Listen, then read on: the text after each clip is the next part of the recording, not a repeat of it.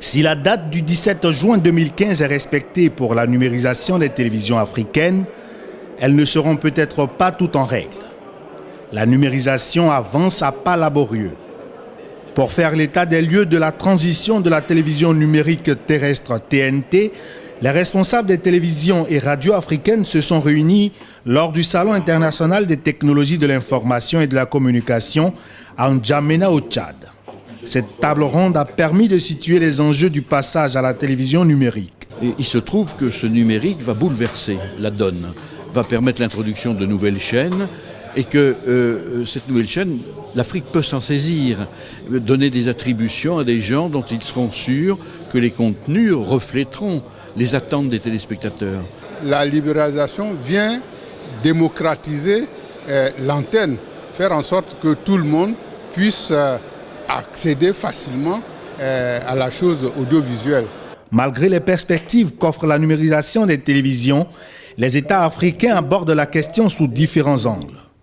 L'ONRTV en tout cas est préparé pour la migration parce que nous avons déployé des émetteurs qui font du dual. Ça veut dire que ces émetteurs-là font à la fois l'analogique et le numérique.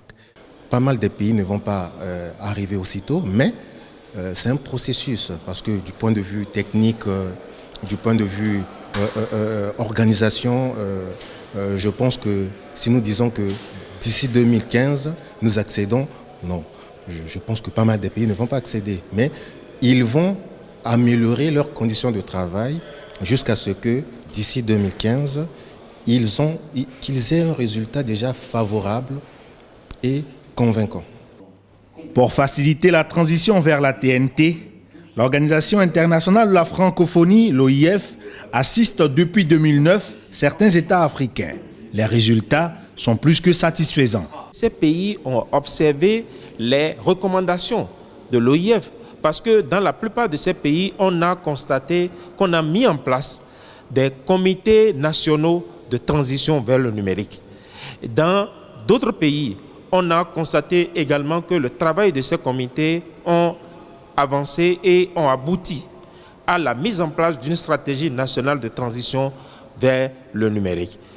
Le développement induit du numérique a occasionné une multitude de supports, notamment Internet et les réseaux sociaux.